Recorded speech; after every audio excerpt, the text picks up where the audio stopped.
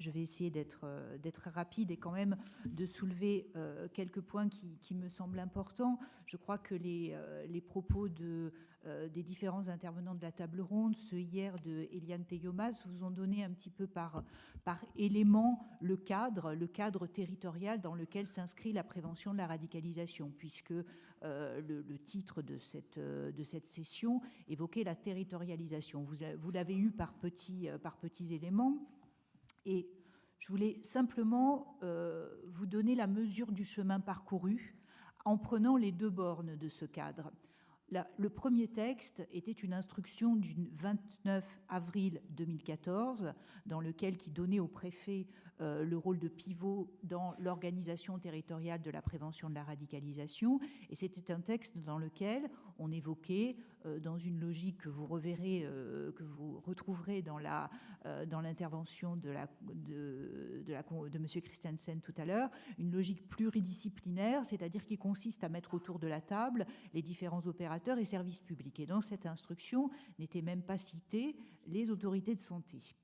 Puis, vous avez à l'autre bout, c'est-à-dire à l'autre bout temporel de la chaîne, la mesure 38 du PNPR. On a parlé de la 37 que nous sommes actuellement en train de mettre en œuvre. On a parlé ce matin de la 39 qui a traversé un petit peu les débats, mais il y a aussi la mesure 38.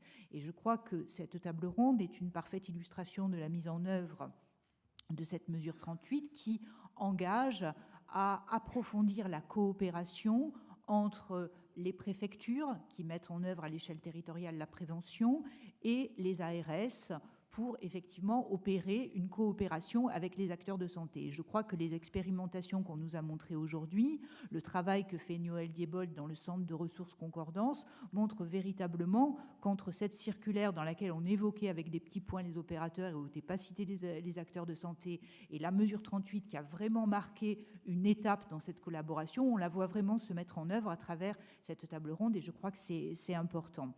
Et donc ça, c'était ma première remarque. Deuxième remarque, je voudrais aussi souligner que les attentes qu'on avait des États généraux et le soutien qu'on a apporté à ce projet étaient aussi liés au fait qu'on avait envie d'avoir une vision un petit peu plus incarnée peut-être des dispositifs qu'on incite à mettre en œuvre sur les territoires. Et je crois que les expérimentations que vous nous avez faites remonter donne vraiment de la chair à ces dispositifs et nous montre effectivement comment les choses se mettent en place. Alors, peut-être que Noël Diebold n'a pas eu le temps bien de vous expliquer ce qu'elle fait, mais ce qu'elle fait, c'est aussi très important parce qu'elle a mis en œuvre une méthodologie d'évaluation des cas de signalement qui permettent effectivement de guider l'étude qui est faite dans les cellules de suivi, ce qu'on appelle les CEPRAF, les cellules de prévention de la radicalisation et d'accompagnement des familles. Donc il y a tout un travail qui s'est mis en œuvre et qui nous montre la richesse de ce que fait le terrain,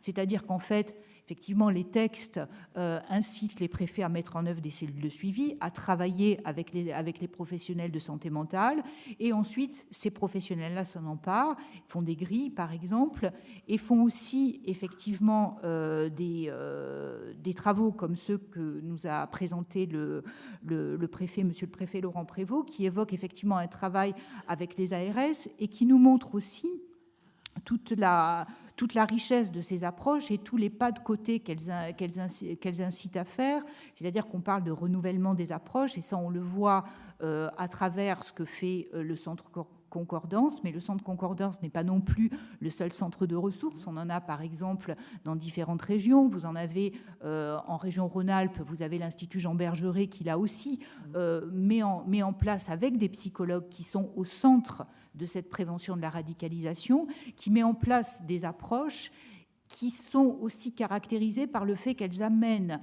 les professionnels à faire des pas de côté et notamment à aller vers les personnes radicalisées plutôt qu'à attendre que ces personnes aillent vers elles. Et je crois que c'est aussi l'une des choses qui est ressortie de ces interventions. Je crois aussi que le sens de l'information, comme vous l'évoquiez, le fait de faire, on a beaucoup parlé ce matin du partage d'informations, et c'est vrai que je crois que c'est important de souligner aussi que votre expérimentation au niveau du Val-de-Marne engage aussi l'information à circuler dans les deux sens. Et là aussi, c'est peut-être quelque chose qu'on n'avait pas auxquels on ne s'attendait pas, peut-être dans les débats qui ont eu lieu aujourd'hui. Et je crois que c'est important là aussi de montrer que tous les acteurs, non seulement les acteurs de santé mentale, mais aussi les acteurs administratifs, font leur pas de côté et essaient, par rapport à ce problème qui est d'une grande complexité, de développer de nouvelles méthodes. Encore 2 petites remarques.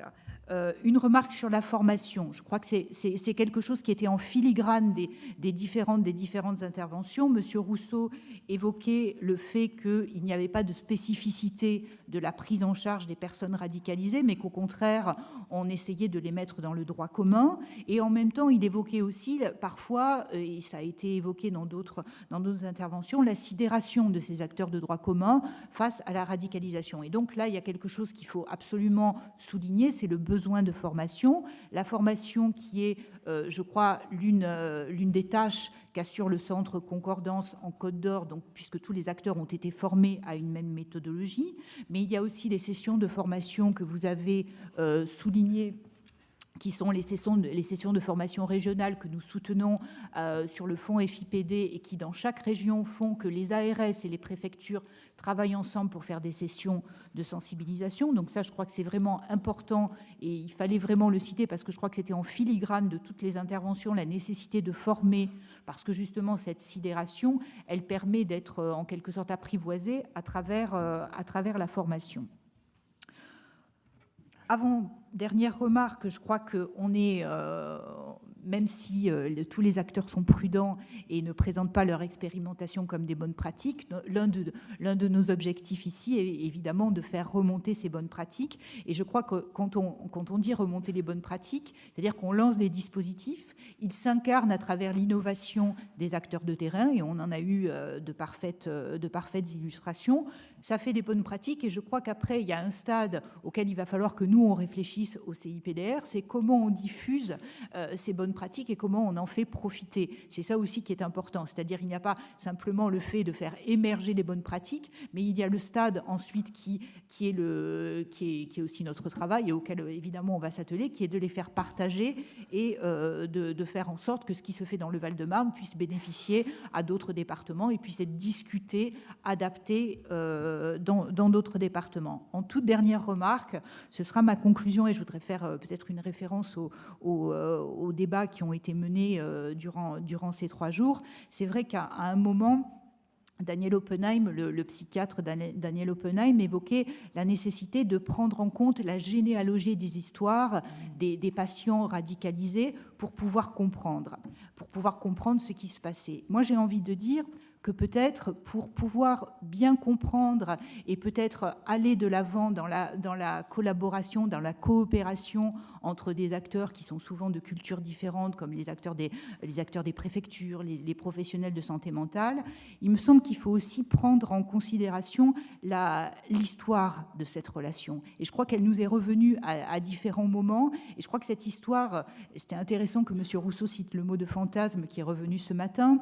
Et je crois qu'il y a aussi beaucoup d'événements qui ont été des événements traumatiques dans la relation entre les forces, les autorités, les professionnels de santé mentale qui sont revenus. C'est vrai qu'il y a eu des événements qui ont été un petit peu traumatiques, des malentendus. Il y a des stéréotypes aussi qui reviennent, des fantasmes. Il y a beaucoup d'images contre lesquelles on doit essayer de travailler. Et je crois que le fait qu'on dialogue aujourd'hui ici ensemble montre qu'on est peut-être à même de dépasser cette histoire, mais qu'il faut la prendre en considération et que parfois, les malentendus sont moins des malentendus qui sont liés à ce qu'on a envie de faire aujourd'hui, à ce qu'on fait aujourd'hui, que des malentendus qui font écho à une histoire et à une forme de généalogie, en quelque sorte, de cette histoire entre acteurs de cultures différentes. Merci.